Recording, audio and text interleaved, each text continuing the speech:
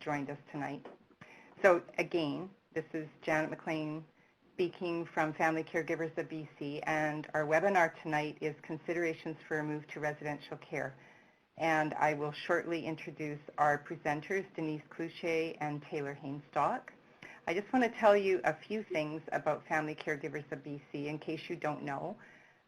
We are a nonprofit, 100% dedicated to the well-being of family caregivers.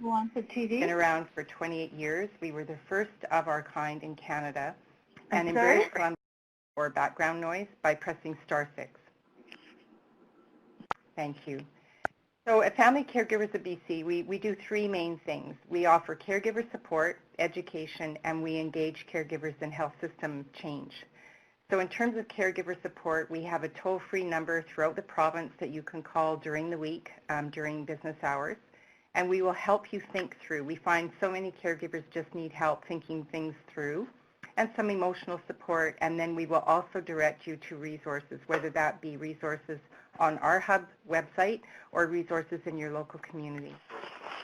We help to develop support groups throughout the province. We train support group facilitators, and we operate support groups, and we can let you know where they are so that you can access them.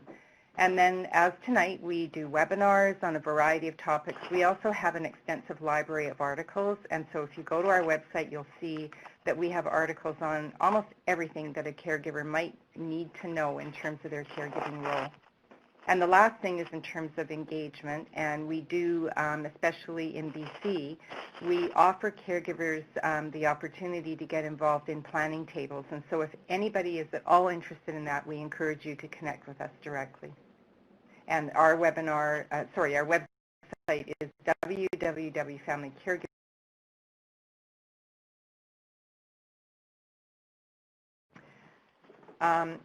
So yes, we're so thrilled to have Denise and Taylor present for us today.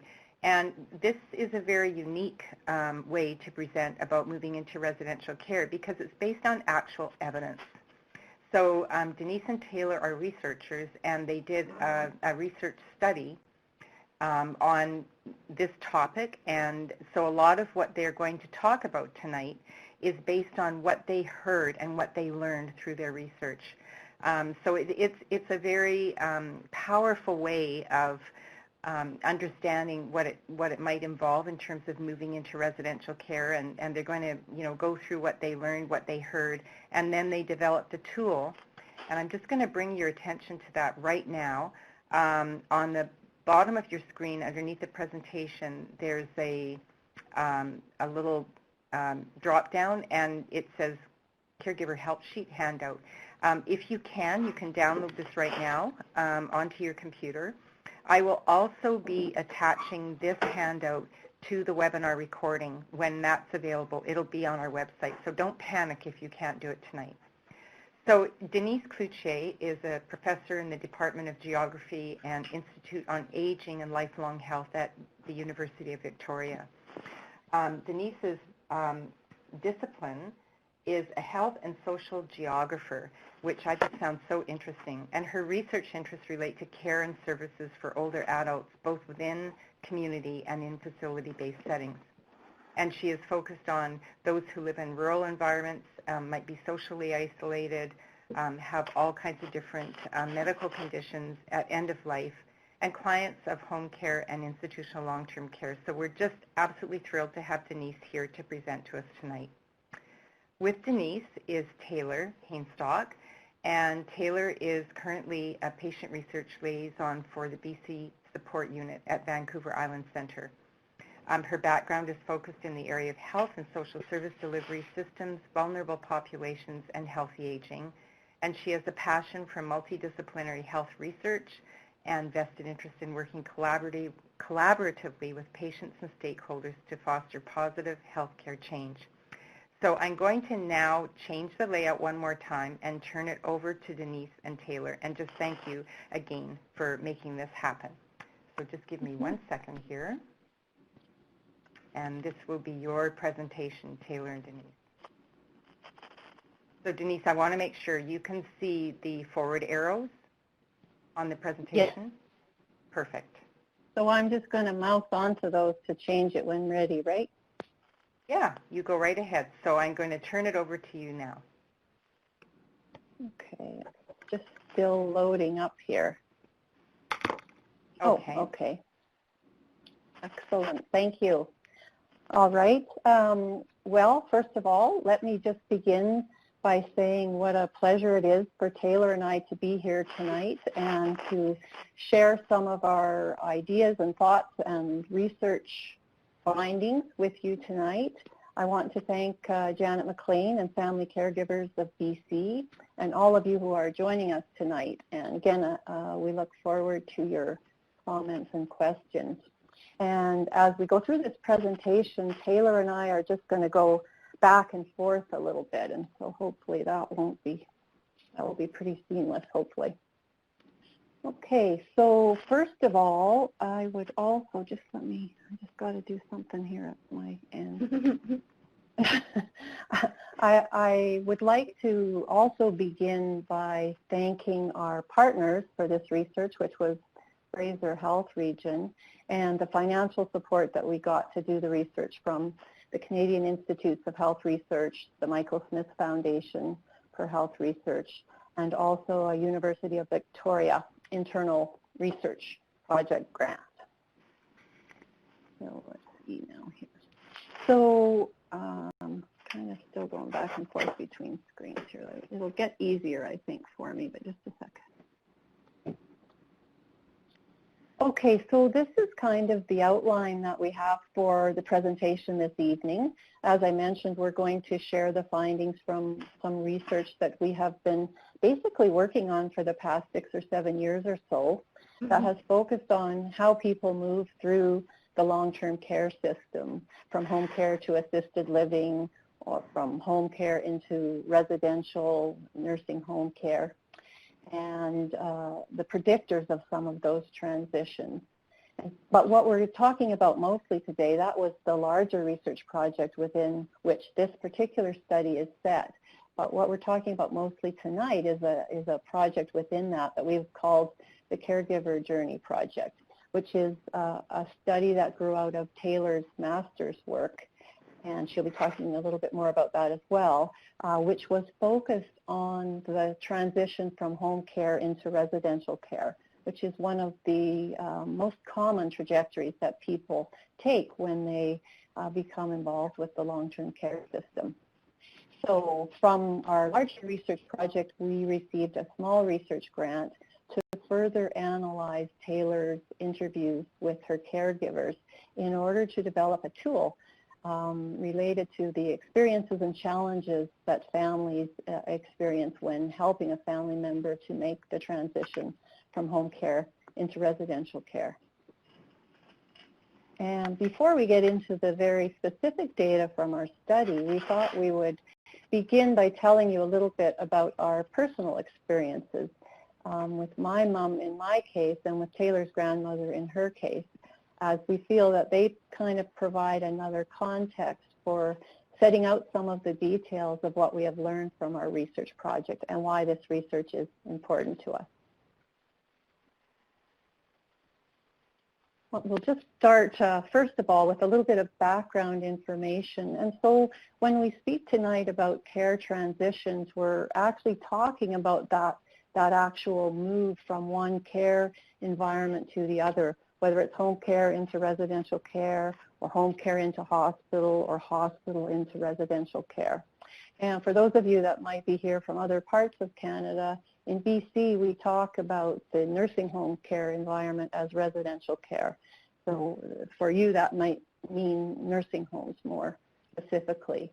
And when we talk about caregivers, we're actually trying to use as broad a definition as possible, thinking of families, neighbors, and friends.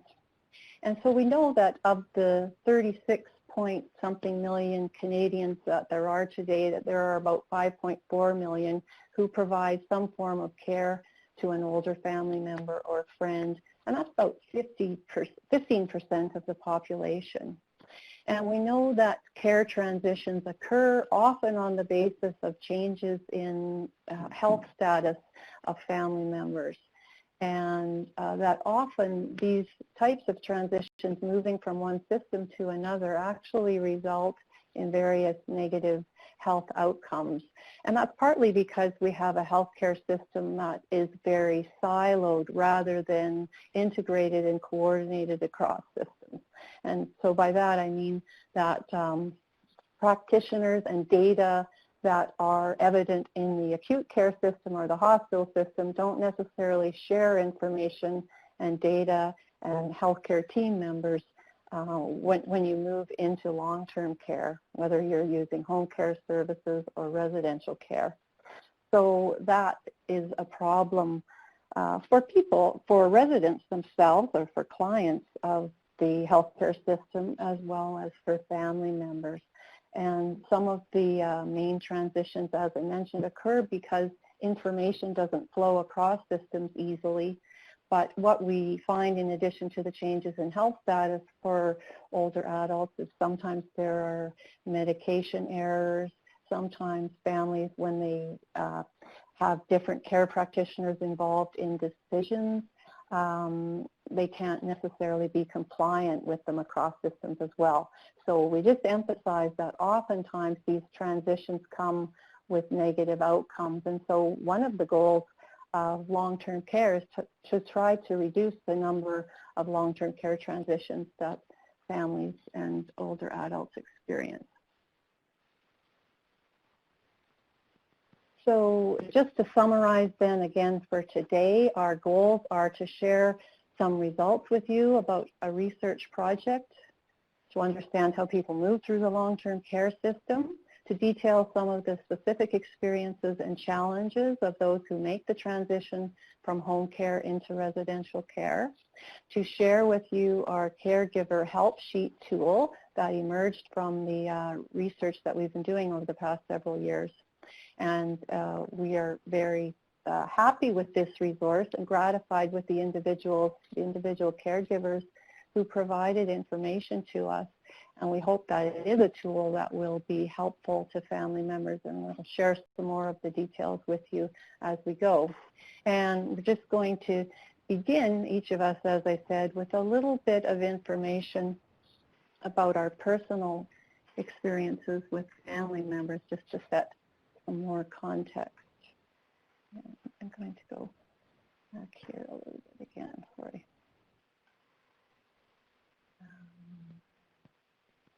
Pardon me, I'm going back and forth with two screens. So initially, my mom's experience in the long-term care system was from the ages of about 73 to 77. She was 73 years of age when she was diagnosed with Alzheimer-type dementia and vascular dementia. And she died when she was only 77 in residential care, which was in part due to a lung cancer diagnosis that she received when she was in the hospital for the first time. And she had been a home care client and was then hospitalized for internal bleeding. And at this time, we had hoped we would be able to get her into a well-regarded assisted living facility. But soon after she was hospitalized, after having been a home care client, we received news that she also had lung cancer. And this lung cancer diagnosis changed everything for us, to the extent that she ended up spending 4 months in the hospital, occupying what would be called a transitional care bed, before she could be placed in a nursing home facility.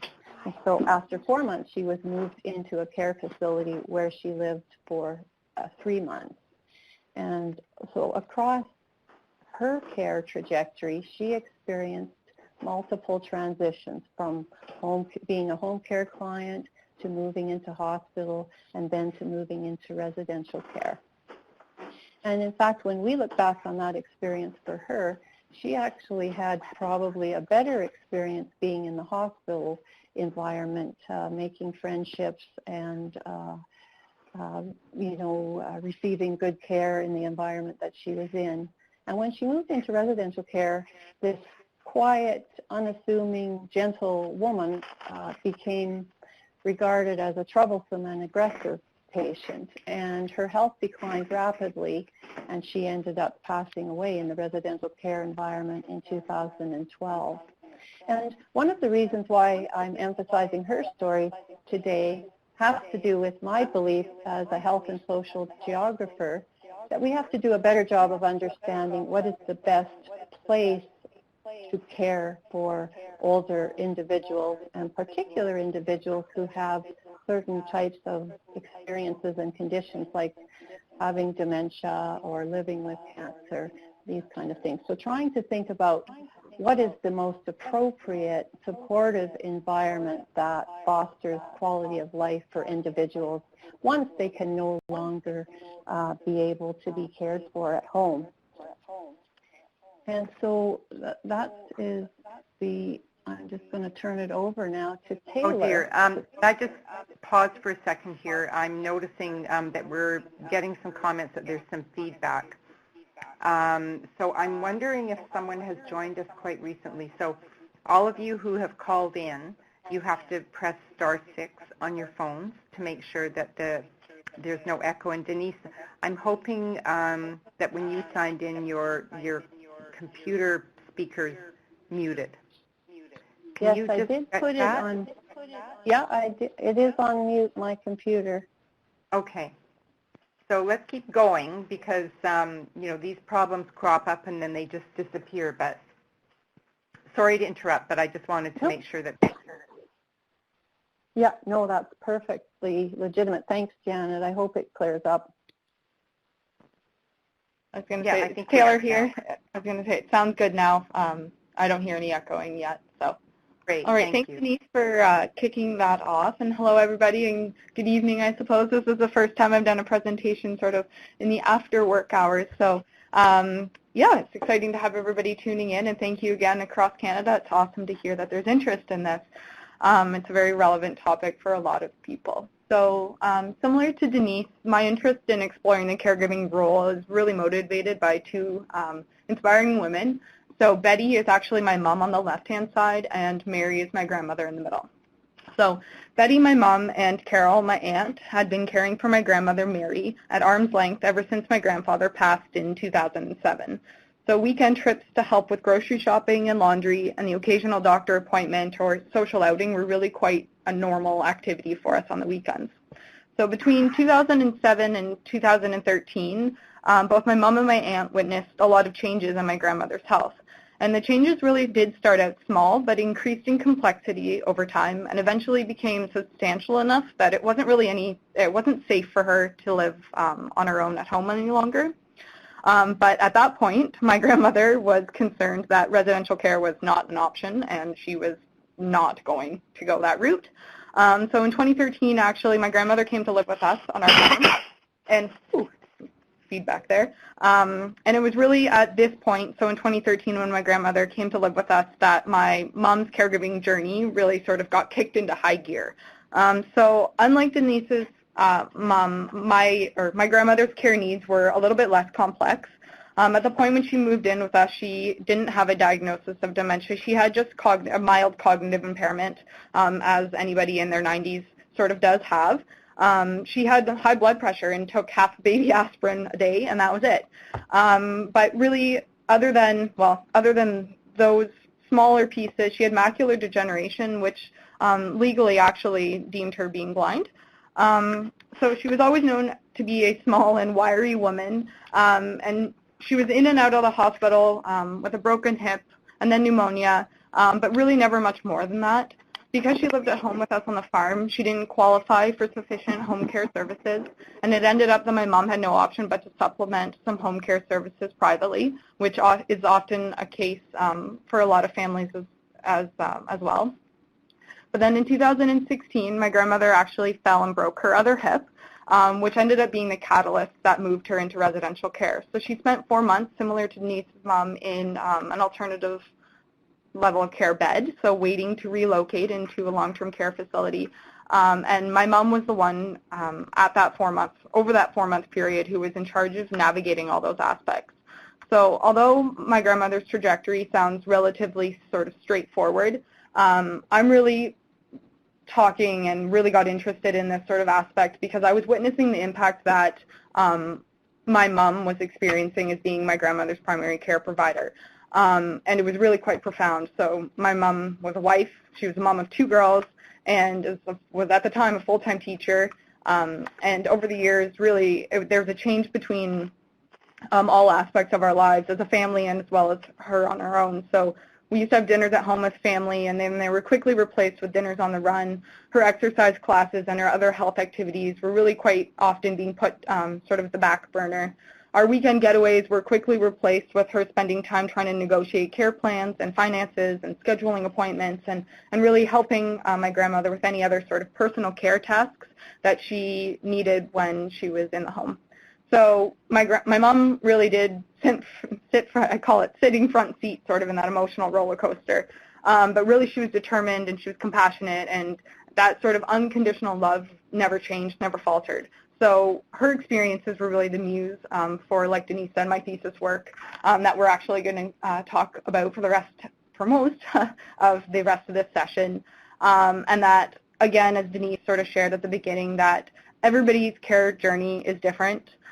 There's big differences between what I just shared and what Denise has shared, and that our project was really just to highlight some of the common experiences that the caregivers that I had the pleasure of interviewing were experiencing. So with that, as always, it takes a little bit longer to get through the personal pieces than the other, the logistics and the thesis pieces.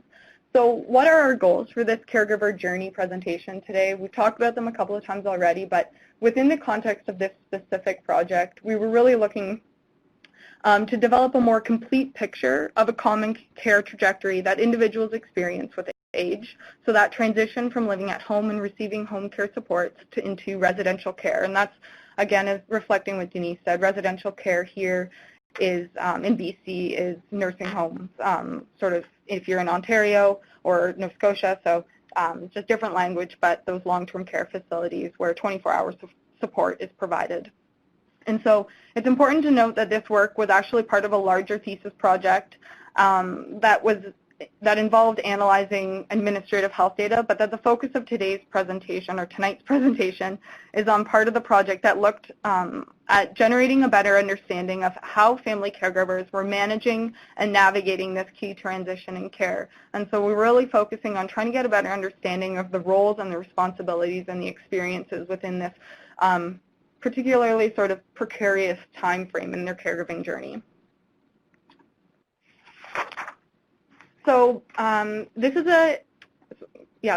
in the context of my actual thesis project, and so this is the original sample of the family caregivers who I had the pleasure of interviewing.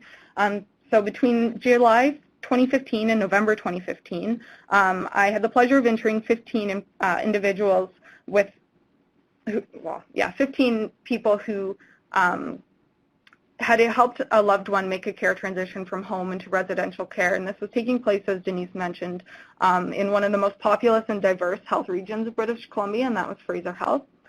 So this slide gives you an idea of the caregiver characteristics and the highlights a little bit of the complexity of each of their family members' care trajectories if you look at the far right-hand side. So if you note, you can kind of know what we have a little bit of a legend there on the far side, but that everybody except for one person experienced a hospitalization at some point during their care trajectory. So that hospital piece is really quite an important piece to notice that it does happen within the context of this transition. And so despite some of the variance in the trajectories, the major focus of this research was on that move from home into residential care.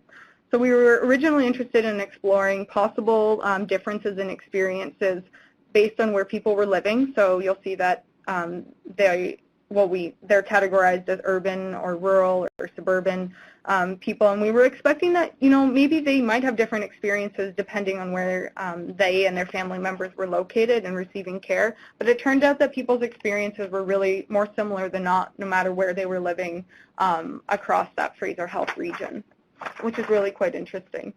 All family caregivers at the time of the interviews were caring for their loved one, and although the move from home care to from home care to residential care often occurred anywhere between sort of 13 months or 5 or more years. So for some people, they were reflecting on something that had happened a while back, but for others, it was more recent. Our caregivers that I interviewed were between the ages of 46 and 87, so a nice range. Most were married and had some level of post-secondary education. Interestingly, only 2 women were employed at the time of the interview, while 13 were retired, and only 1 was unemployed.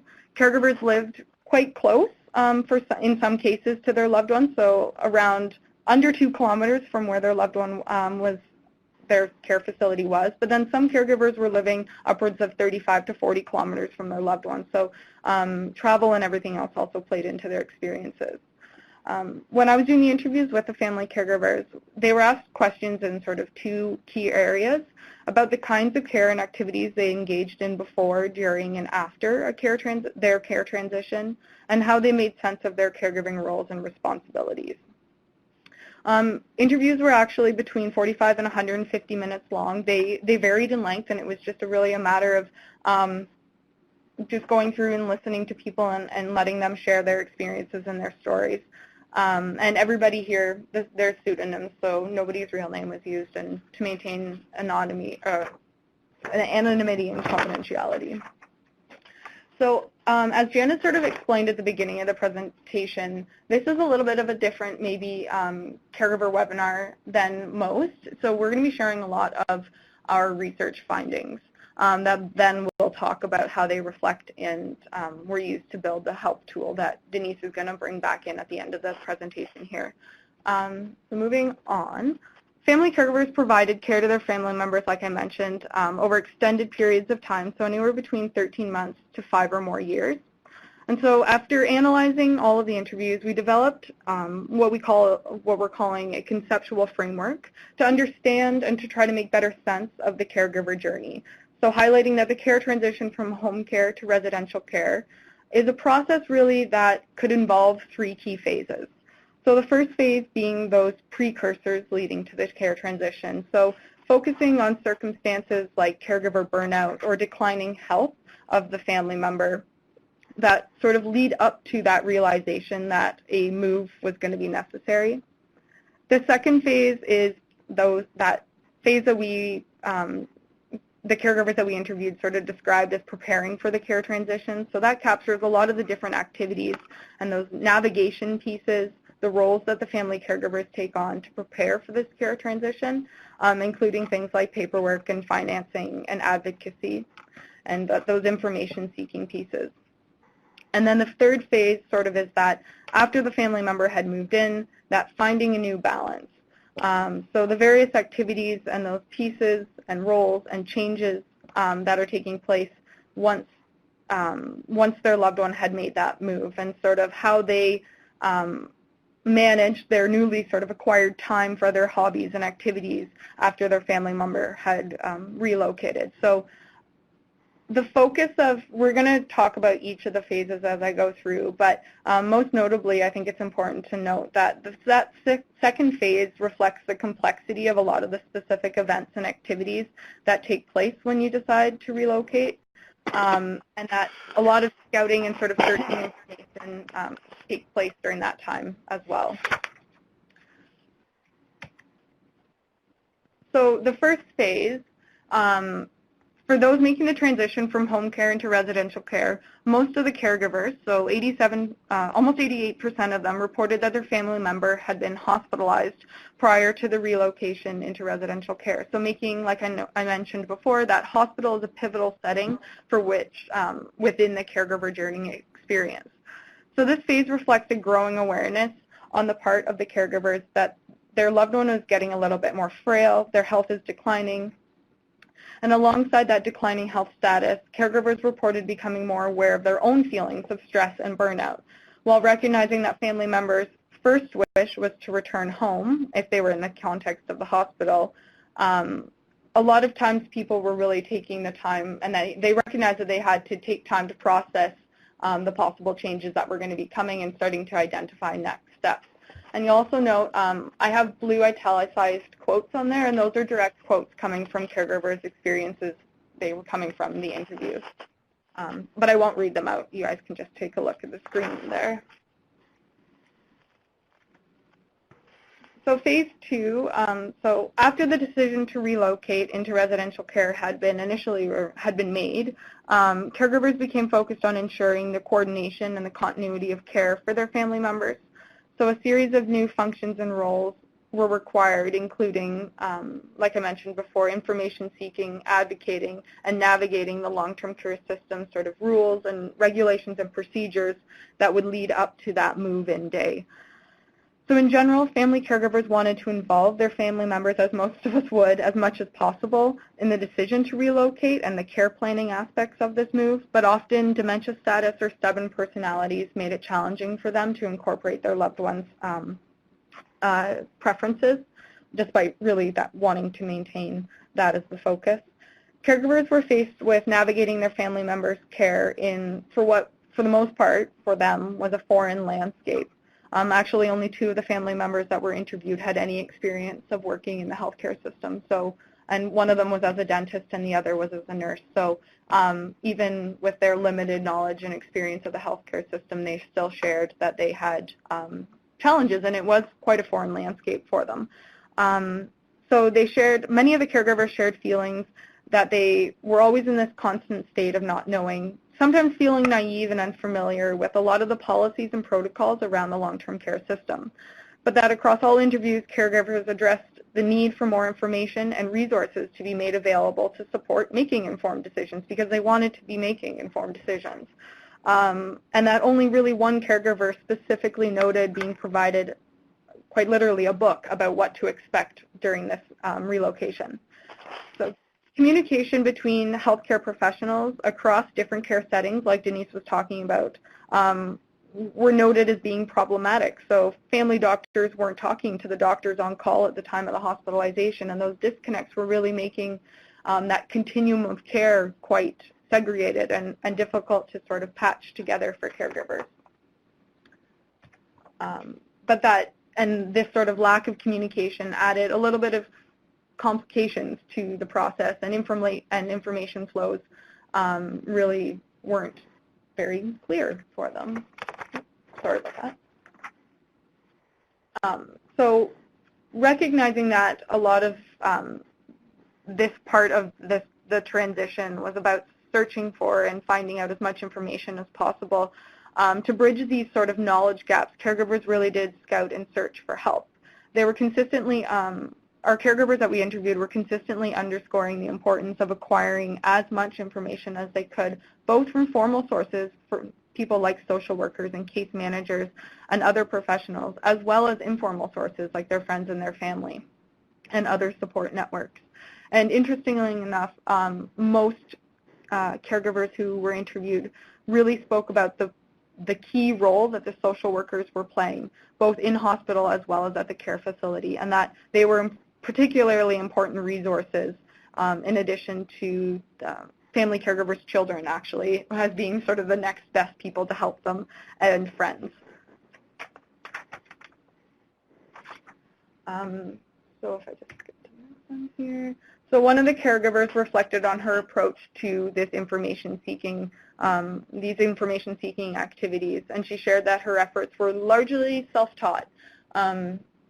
So she kind of notes here that she had to kind of shop around and patch together and figure things out for herself, but that she did figure it out with the help of a lot of different people, which is good.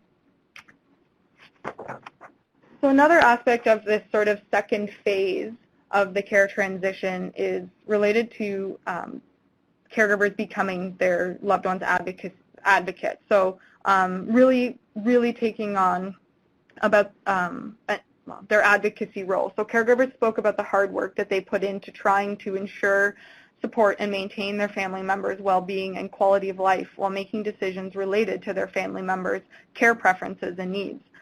So in this advocacy role, a lot of caregivers were facing challenges, but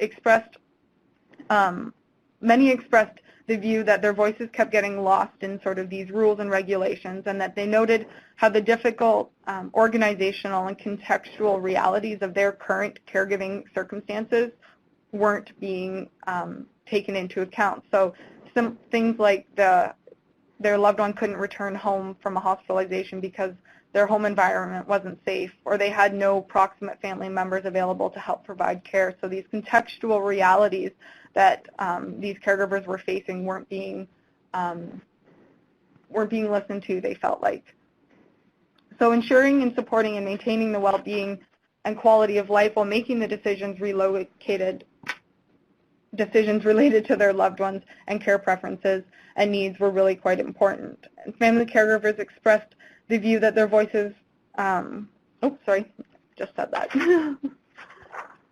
so in some cases, so this advocacy role is something that, yes, of course, everybody's an advocate for their loved one over the course of their whole caregiving journey, but it was this phase 2 sort of where the most complexities were happening that they really felt that they had to sort of ramp up that advocacy role, which in some cases, when these contextual, so like I said, these contextual realities and their caregiving circumstances, if they weren't being taken into account, caregivers sometimes describe themselves as having to become more forceful and even sometimes, and belligerent in quotes, because one caregiver said she really did have to become a little bit more belligerent in her approach to things, and they threatened to some of them had to threaten to issue formal complaints and writing letters, but that really, these types of actions made them feel uncomfortable. So you can see here the quote from PETA is that she doesn't like to be out of harmony with other people, but she was doing it because she was being so protective of someone she loved.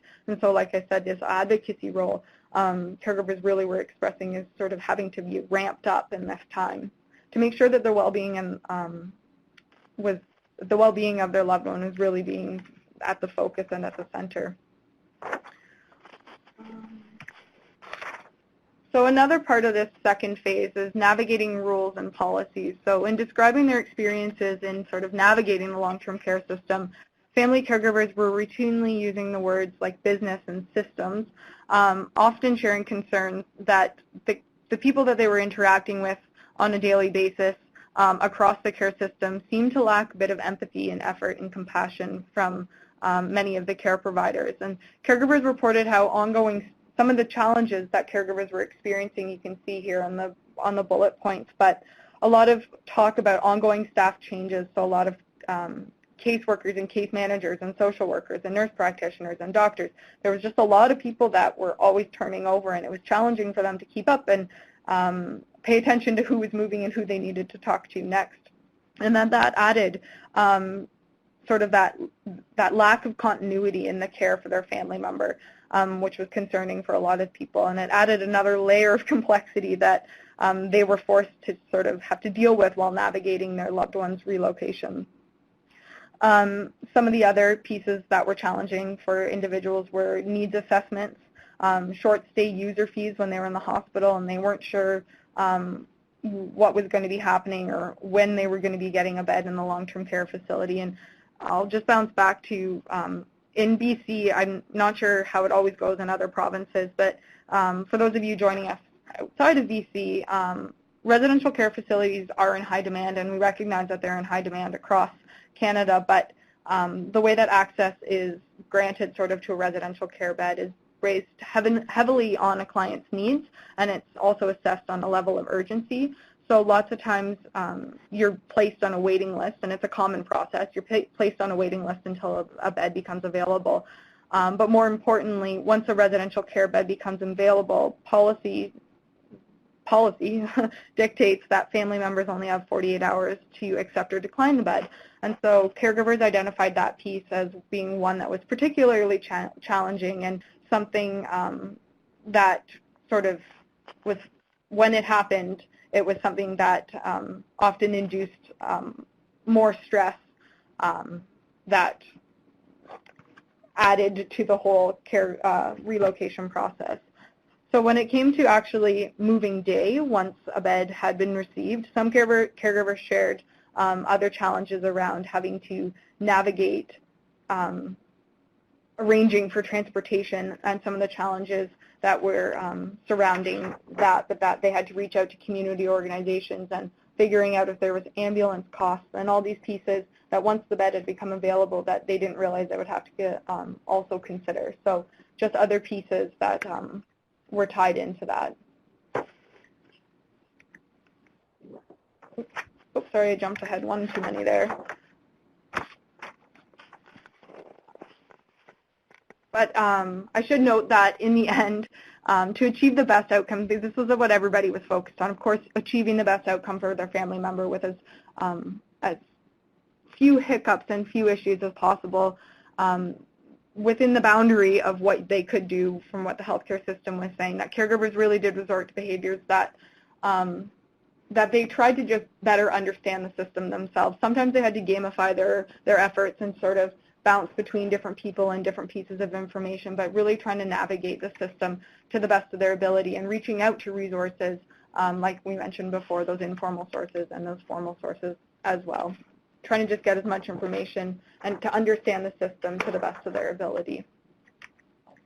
So in this last phase, once their family members had relocated, and so they're now in the long-term care facility, the residential care facility, without exception, caregivers made it very, very clear that they were still committed to providing care for their family member once they had relocated.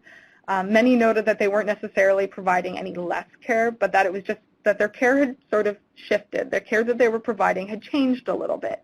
So caregivers were sharing with me that they focused on providing more emotional support and really helping with activities that maybe may not have been part of the care that the facility was providing.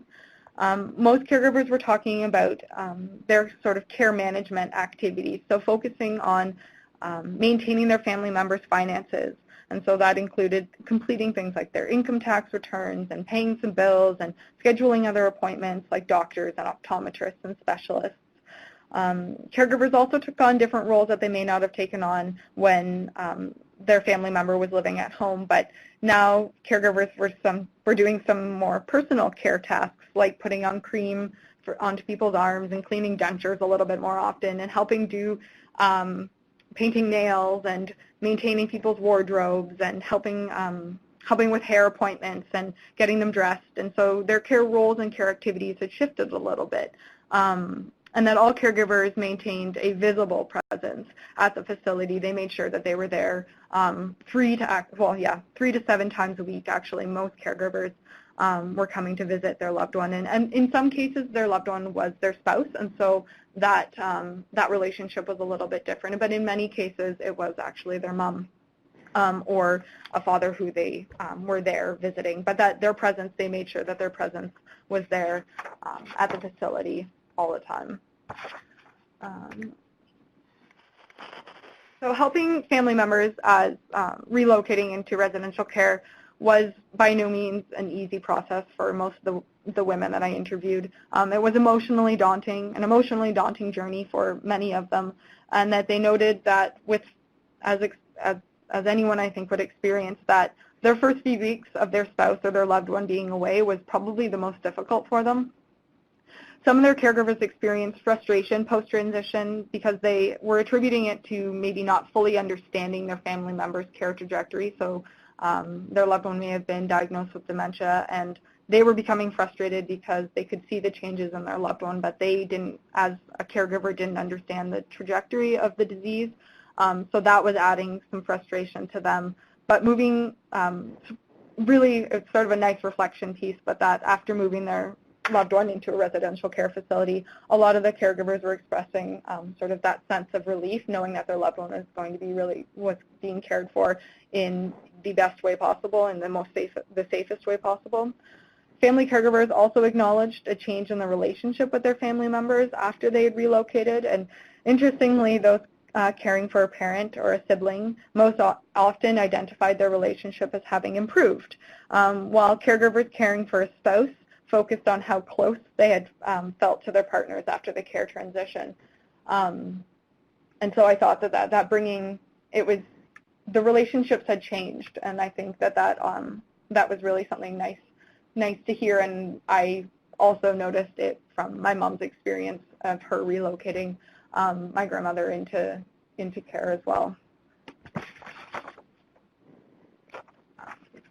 as noted, most caregivers relied upon a wide range of formal and informal supports after the relocation. So formal supports, for example, were caregiver groups run through the health region or the residential care facility. And then informal groups were things like family members and friends and church congregations and choir and bowling. So these support networks were really quite important to them after their loved one had been relocated into residential care. So for those individuals who did use outside services and resources, they noted most frequently being involved in the family councils and the caregiver support groups at the residential care facilities. Most of the women who were interviewed who also experienced sort of the challenges and information gaps. One caregiver was really quite unique in praising the efforts that the health region was making to ensure that her health and well-being were also looked after in addition to her husband's. So although I didn't add this quote onto the slide, I thought it would be really nice to share as well. So Marge shared that, so this is where they being the health authority, went over and above. They certainly didn't have to introduce me to the family council. They had to look after my husband, but they were also a little concerned about me falling apart at the seams. This is where they introduced me to the group, to the family council, and I found them to be very supportive as well. So that was a really nice piece that showed that the residential care facility and the health authority were paying attention to the caregiver's needs as well. And so, like I said, this is a presentation sort of a little bit different than what you guys maybe have experienced in the past, but that was my research project. That was my thesis project and the findings. And it was about 2 years of work between doing the interviews and then sort of distilling and listening and trying to interpret and trying to capture everybody's experiences that were so unique and so different, and trying to see if we could pull them together to look for commonalities. And so our project really, Denise and I feel that it highlights the need for a continued investment in caregiver support and education. So like I said, that information gap, those information gaps and those information-seeking activities were so heavily highlighted in our caregivers' experiences.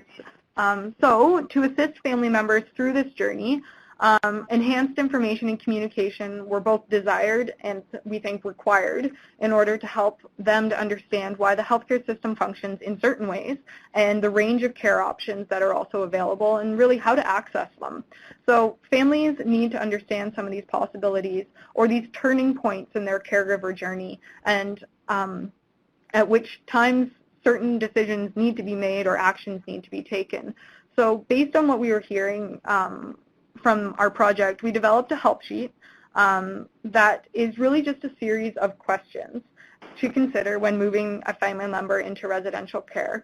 And you'll see, and Denise is going to start to take over this portion of the presentation, but recognizing changes relates to that first phase of the framework. The second phase, making a decision, is going to be where those information-seeking sort of activities are really ramped into high gear again, and then the third piece being that finding the new balance. So I've now talked for a long time, and Denise, you can step in and sort of walk through, our rationale for the help sheet and sort of bits and pieces of it and where we're at. Sure. Now, Janet, are you okay at this point? Is there anything we need to address before we move on to the help sheet? I don't. So, we aren't having anybody ask any questions at this point, so I think we'll just keep going, and maybe people are waiting until after you present the handout, the help sheet. Sure. And then we can ask for questions.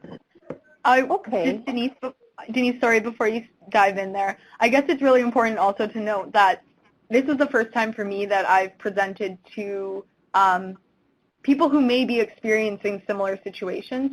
Most often, or most of the presentations that we've done have been to their phrase or health executive or sort of those stakeholders, those decision makers, trying to prove that these are people's experiences to bring this information forward. So it's actually a unique experience from my perspective, and I don't want to say I put words in Denise's mouth, but it's a unique experience for us to be presenting to people who may resonate with a lot of this. So that aside, that's why you got lots of the thesis bits and pieces of information to show that lots of people are having these types of experiences as they're moving a loved one through the system. But right, right, absolutely. And, you know, thank you, Taylor. Thank you very much for setting it up so well with the research that we had done. And again, to illustrate for people, and many of you on the line tonight are in this situation, this is the most common trajectory for people who engage with the long-term care system, those that actually have the home care to residential care experience. So as Taylor mentioned, we created this caregiver help sheet out of our results, and that corkscrew kind of diagram that she showed before, as she said, maps on to how we divided up the caregiver help sheet into the 3 phases. And our original intention for this and the way we printed it was on an 8.5 by 11 sheet, so double-sided. So what you see before you are actually the 2 sides. And we had thought that it would be helpful to maybe put on a fridge for family members to kind of be charting information. Like on the right-hand side there, you'll see we created a space for resources and names and numbers. And on the left-hand side, we kind of identified the stages and what family members might expect to find. So just going from there. In the first phase, as Taylor mentioned, that's what we call the recognizing changes phase.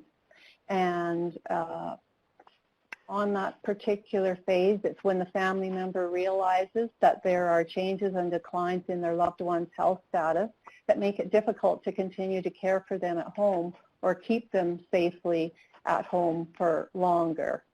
And it is our belief and it is also found in the literature, that family members want to stay in their homes for as long as possible. But there may come a point where that is no longer the case, and residential care then becomes an important option. So in this recognizing changes phase, we identified a few questions that family members might be asking themselves. Have I listened to my family members' wishes for care? What does their doctor or specialist or team think at this point in time? Do they qualify for residential care, or are other environments like assisted living or more services in home care possibly more meaningful? What is a health care assessment, and how might their health care conditions change? For example, with my mom who had dementia, there is a sense among the family members that Taylor interviewed in her first thesis project, and then that we talked to later, that people don't always understand what's going to happen, and they're looking for a little bit more information that way from their team. And I should also mention too, because we haven't got it explicitly on the caregiver help sheet, that at each of these 3 phases, we feel it's important for caregivers to be thinking about, am I also taking sufficient care of myself at this point in time? So that was kind of how we mapped out the first phase. The second phase is making a decision, but also ultimately before the end of this phase, making the move into residential care. And so some of the questions that family members might be asking themselves at this point is, what are the legal and financial implications of a move? How can I mobilize other family members to help? How do we pick the facilities that we might go into? You know, to what extent do we have choice? To what extent is the healthcare team kind of encouraging us to go into certain places? Do we wait at home or in the hospital? If we have to wait in hospital for a certain period of time, will there be a fee for that? How does the wait list work in any particular jurisdiction? How long do we have to accept the first bed that becomes available? As Taylor mentioned, in BC, policy is that you have about 48 hours if you're going to accept a particular bed. And then once people have, come to that decision that the move has to be made, they'll be thinking about, or family members will be considering, what if that particular facility just isn't a good fit once we get moved in? What will we do then? So this is where, as Taylor mentioned as well too, from the corkscrew diagram, the framework from earlier, we feel that phase 2 is the most challenging for family members because there are so many things to be considered. The rules and regulations, the importance of advocating for the family member, the importance of seeking as much information as you can possibly find.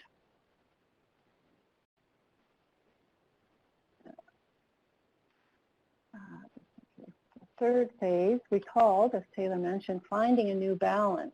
And that didn't necessarily resonate that well with family caregivers when we checked about that with them. But it's once you have moved your family member into the residential care setting and you're needing to kind of continue to provide ongoing support, you're needing and wanting to provide ongoing support to your family member, and you're also trying to find a new balance in what does this role mean to you as family caregivers again. So asking questions about the facility that you have entered in terms of, have I established a good relationship with the facility staff? Do I know who I can talk to when I go there? What is a care conference? Who creates the care plan? Am I, as a family member, part of that decision-making team? Have I provided a social and medical history for my family member, or just information that I think the facility would like to know about my family member? How can we make it feel more like home once we enter that environment? What kinds of social and recreational activities will we be able to engage in? And again, in that third phase, once more, emphasizing the importance of self-care and that kind of constant consideration about, am I also still looking after myself the way that I should be? Now, once we developed the caregiver help sheet, we went back into the field. Taylor went back to the original caregivers that she had originally sampled, and we also got a chance beyond that to talk to different caregivers from particular caregiver advocacy groups, Family Caregivers Network of BC, Patient Caregivers Network, things like that. Talk to caregivers there, as well as anyone that we could find to talk to about what was this sheet helpful to them, what works well on the help sheet, how could we improve it, do the 3 phases and the questions that we posed in each phase help family members? Do they make sense? If not, what other changes could we make? We asked the question about at what point during the transition from home into residential care would a family member like to receive the tool, and what kinds of healthcare personnel should be the ones to provide a tool like this caregiver help sheet to family caregivers, and basically asking about any other information that family members wanted to provide as well. So one of the things that was apparent to us in terms of thinking about who could deliver this care sheet to individuals, or some of the information that came back from caregivers, and that we also considered, were family physicians and physician offices as a main point of contact between family members and older adults in the primary healthcare system. Home care case managers, if individuals are home care clients at certain points in time.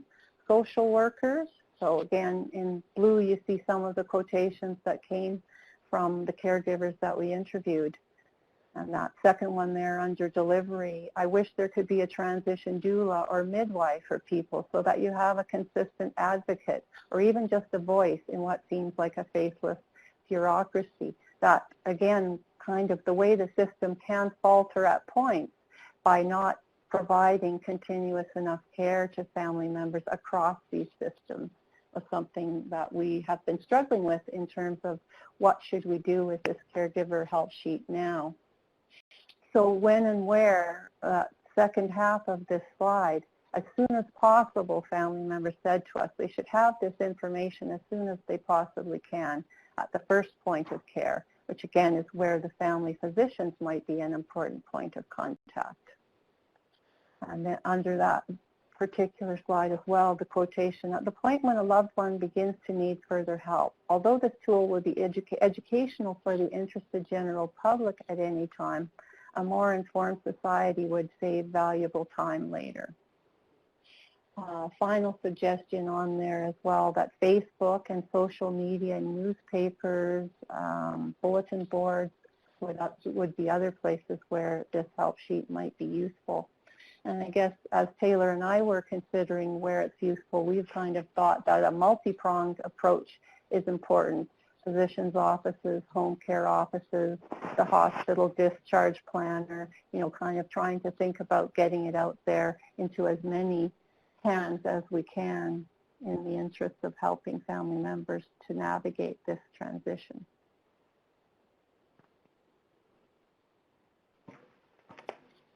In terms of the general format of the help sheet, if you've had a chance to download it and look at it, because when we flashed it up there, it was kind of brief for you to see. But what we were told by caregivers that we interviewed was that it needs to be bigger, needs to have larger lettering, not so busy with some of the information on it. Some people said we should consider providing answers to some of the questions that we posed and contact information. That we should consider cultural diversity of different communities, that it didn't look like it represented as many groups in society as it might, or other comments that we received.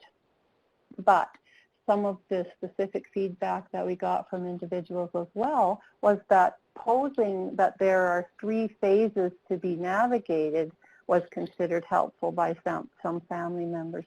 Helpful and more manageable if you kind of can identify these 3 potential phases.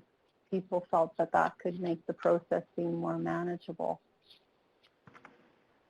In terms of having the answers on the sheet, though, I guess Taylor and I had always envisioned that this kind of a help sheet could work in many locations, many geographical areas, and that it could be used to start conversations. And so we've struggled a little bit with how much specific information should be on it. But that's why on the right-hand side, we also tried to create those columns where family members could put the specific resources for their local area on them.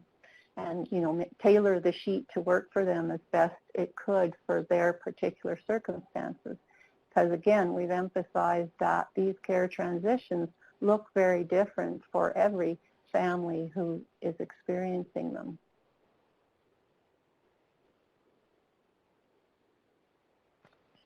In a second stage of gathering feedback, as Taylor mentioned, we have taken the caregiver help sheet back to members of the executive board of Fraser Health and to different organizations within Fraser Health. The Northwest Division of Family Practice, Chilliwack Elder Care, the Executive Director of Community Health Services for Abbotsford and Mission. And so in this way, we've been trying to gather, kind of more of a system perspective on how valuable is this tool. And I guess one of the comments that we've had in that regard is perhaps a perception that we're trying to foster residential care as an environment that families have to be considering their family member will go into. And that is not, in fact, the case and not our intention at all. Our hope is that we can encourage dialogues and discussions about placing individuals in the most appropriate environment for the care that they need. But we know that this is a hard decision for family members and that sometimes there are not a lot of options, and residential care is that best place, and so that's where the decision making has to be headed, and that's what this caregiver help sheet has been about. In our next steps, we are, as researchers who gather information and put it into reports and papers and things like that, I guess we're not always as familiar with the creation of a help sheet such as this. But as I mentioned at the outset as well, we have been so gratified and humbled by receiving caregivers' experiences and just trying to think about disseminating this information in a different format to help families, in a way that I guess is not our customary route. So our next steps have involved discussions about the knowledge mobilization and the dissemination of this tool. We have been working with the BC support unit, Lupin Battersby in particular, who's a knowledge mobilization, knowledge translation specialist, to help us with how to move it forward across British Columbia. We're working with Emily Carr, which is a School of Art and Design, to help revise and refine the caregiver help sheet based on all the feedback that we received back from caregivers and family members and executive leadership. And so that's kind of the phase that we're at this point in time. And our hope is that the Caregiver Framework and the Caregiver Help Sheet will be a meaningful tool for helping family members to navigate this particular transition. Well, to both of you, again, thank you so much for doing this. It's been a great opportunity for us, and I know that you're working on a new help sheet, and when you get that ready, we will post that on our website for people. And for all you folks who've joined us tonight, I thank you very much for taking time out of your caregiving schedule. I do hope it's been helpful. This recording